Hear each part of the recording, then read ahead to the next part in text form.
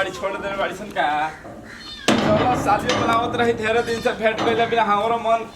mobile पर video call कइ के दिखाई के जिया तार सावत रही अनामिका अरे आयो साले जी क्या हाल बा ठीक बा नु हां जी आपके देख रहे थे तो हमर मन अरे खाले खाली बतियाइबू भीतरियो लेके जाइबू आ माने यह खातिर भाव होला कि रोडे पर बैठावा अरे ना जी चली ना थोड़ा प्यार में हम जानते बनी कि दीदी कैसा नहीं है ना अरे छोड़ो घर में बड़ी का अभी अरे उ त का पार खा जाले हमार कहां मतलब नीचे बैठी कुर्सी रख ले बनी जी बैठ बैठी तो बताओ और सब बताओ हमार तो ठीक बा आपके देख के तो और हमार मन हरिया गया हमारो तारा के देख के बुझाता कि परसेंट हमार उठ जाता सही है जीजा जी लेकिन होई क्या लगा के अरे छोड़ो भाई तो जानता एक बार निकाली ना आपके बार देखे के बड़ा मस्त लगेला दे पूरा देखा तो बात देखला बिना दुबार बाड़ू साफ ठाठे में जेबू का सुन कहानी हिनू तार दीदी जन देख ले ना तो जान जा के हमार का होई जीजा जी के को नाम ले लेना हम आपके सामने बैठल बनी और आप दीदिया का नाम लेता नहीं भड़का तनी ऐसे कि देख लीनु तो गति जाइए ओकरे भी हम ना बोलम हां जीजा जी हां आप रख के बच्चे ना लेके नहीं देख मेहरिया के टाइट होके बोला तनी फाइट करे में निक लागो तार खातिर ले लो टॉपिस खा कर आए करा में अभी काहे देखाई ना जीजा जी देखाई ना देखाई के अभी मन बैठा दे बाड़ू देखाई प्यार ना करना ना हमरा से तन चिउचाई नतियो के बेटा ढेरा ऐस करतड़ हम कहत नहीं महीने के महीने घराना का तोपाए खातिर जाओता तो के छोड़ाओ तनी अबे हम बढ़िया से मिठाई खियाओ तनी आ तो के छोड़ाओ तनी ससुरारी आओते देखो टेंशन मत ले चला ये बैठा चलो घर में नाश्ता कर चला अरे चला तनी दादा बैठी बैठे तो पड़बे के बानी माने आइला पसरिया उतारू बाकी देखो तारा के पाई के दिल गदगद हो गइल एक बात कही अपन बेबिया से घर लाग गेलो जब तारा का बारी में तो धोई न लूं अंदर का फीलिंग अगर जाके अच्छा जी बैठी ना जीजा जी आई बताओ ऐसे दिन होते डले ऐसे बात आई की दादा सुनो ना एक बात कही तारा का एकदम झुमका झुले मैं लेके आई हम के ना झुमके झुलना हमरा के डर लागे तार बहिनिया से हो ओ चुड़ैल जी का बात करना हां सही बात कहलू एगो तू बाड़ू सामाने बाड़ू तक मुंह के पानी बा तू गोरे दिया बुझाला कि गोबर का चोते दिया सही कह रहे जी कोई के बात आज के शादी ना हमरा से होके की चादर लगा दीदिया से होके गलती होगा ना ठीक भइनु एगो पे फ्री मिलता भड़कते है बाड़ू हो सुन है जब तक तार भातार नहीं खियाई तब तक हम फतार बनूंगा हम ना शादी करम के उसे आपे संगे ना का रे अपन दीदिया के साथ बनबे का तो का हो जे मैं ओए क्या दादा कुछ नहीं हमारा तो कोनो दिक्कत नहीं के सही में ना हां एक बात कही कोई फोना करल तो वीडियो कॉल पे आइलो भी बोला बहुत खाली आई ना आइला को कुछ ठेंगा धराई ना करलू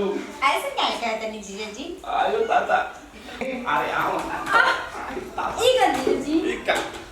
मन तो करता कि पता नहीं हो ठीक है सही में देरी क्या ठीक है भाई आयो दादा पार को तो पार आयो दादा वैसे मत पकड़ लेता हमके कुछ सुनो ना एबर बात एबर टॉपिक का करा पहले कहे रात में मिनी स्क्वायर और वे लेके आई बनी हो हत्ती बात एकदम बुझाई मुंह के अंदर का फिल्मिया में क्या अच्छा सिंह लगाबू सही में हां ते बच्चे आज शादी कर हम ये पहन के अरे पॉज कर बिल कुछ कर देख के बताइए मत क्या उसे हम टाइम कैसे पता नहीं आप लोग बता दे हाँ, मतलब आप पहले लाके दे देंगे ना हम बाद में हम खरीद ले रहे बताइए मत ना तो तार बहनिया तो ऊपर से नीचे तक जर के फसम हो जाई तार बड़ा शिकायत तो जन के देख ली ना तू तो ऐसे जर जाए बड़ा शिकायत तार कर ले साले जी का कहि हम ना कहे के चाही तार बहिन ही हो का कहिला हमरा बारे में अरे ज्यादा ना कह अच्छा दीजिए जी कहला जला अपन मुंह अपने खराब कर तो अच्छा ना रहेला भाई तू ठीक बाड़ो हमार धन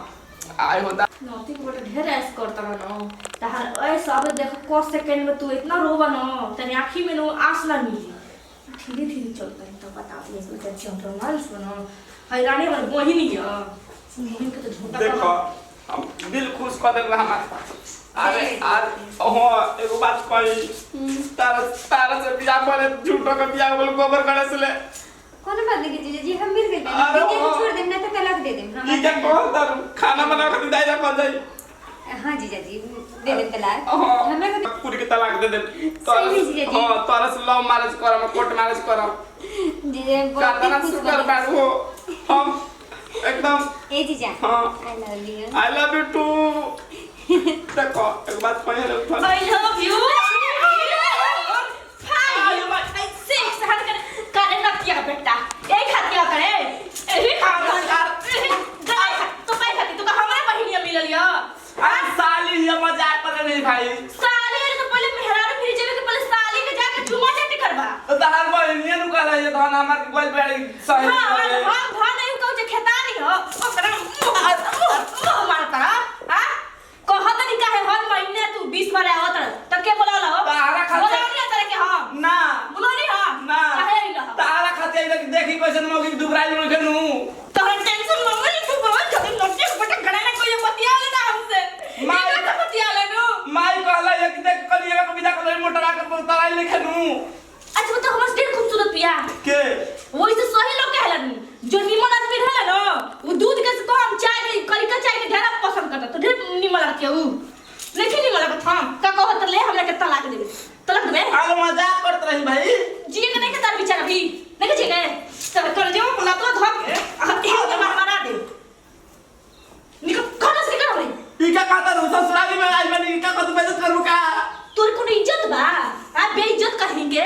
उठ चल बा निको हमारी घरे ना आते जान दिन आज के बस हम मर गए आते हमरा से विधवा हो गई हम विधवा हो गए हां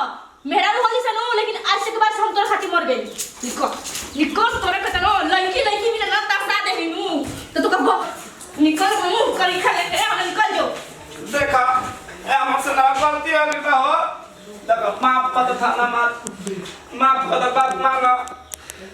अभी हट जा हट हट हट हट अरे से बियाह न होई बा हमें से हां अम्मू के कैसे मनावत ले अरे मजाक करी तनी में साली ये मजाक करी त का हो गई साली हो मजाक कर तन की कान धरतनी अब कब ना कर सब तो ओकरे साथी कइला तो मजाक के नहीं कइला वो देखनी ना मजाक हम ना करम को आदमी मान जातनी मान जा हां हम तोरा से सुहर भतारम 4 गो रख ले जो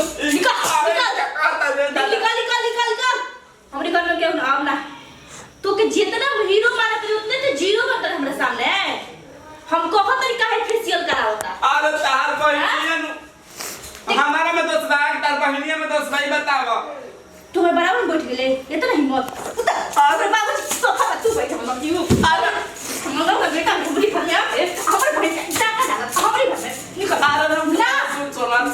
बोल पे की दी हम सबसे डाली व्यक्ति हो तो ठीक लगी तारा नु घर में तो जब कोइले हो जे जाके दुआरी पर कट ले मैं हमर चाची देख ले बाड़ी तोर कांड करी अब कोन इज्जत बा कैसे इज्जत के कहत रे ससुराली में हां मार भाता कैसे चला जाएगा तो ठीक रहेगा कैसे भाता कैसे बता तू कौन हो रे हमार कौन है तो ई का कहता रू तू मर गेले ओई मेरा देख पता ना भातार गलती कर आगे सुन करिया के लेके रहबे निकल लेके जो अरे ना भाई ना लेके जो मैं सोदवा ओकरे से तो के चाहिए ना हां ओ सुना चाहिए तू बाल का तो सुगर परी लेके हम तो देखनी एक कोची होतला अरे हमर साली जी अरे हमर धन अरे हमर करे जा अरे मार गोले पुलाई में क्या काहे वो को करनी मला तल गलिया ज्यादा बात चल बता गोल पे गिरता नु तोर गिरला से कहां बन जाए ना मन मुझे जाके तुम धस के मर जाए मर जो तोरे से मरद के रहले बिना रहले कोनो हमरे सुखे नहीं है गलती आज बदला हो आवे अभी से कहत नहीं काहे कहत कि माई की अपना लोग कोई हम कहत लेकिन ना ससुरा चल एकरा के मिले का दिया हो तो लटाई दिया से हम चुप रहो मत कहते ना प्यार कोला रहिए रोज भगवान से कहत रे ऐसे ना मरद हमके दिया है भगवान लेकिन ओ भगवान से कहत नहीं भगवान हमके बिलाड़ी कुकुर से बियाह करई लेकिन हिसन समझ अरे अगला जन्म में करी हम भाई जन्म में हम ना बाड़ू ना चुप हो जा हम जाब अब ना गलती होई तार बहनिया में हमारे फांस लग रहा है ना तो हम क्या फंसे रहे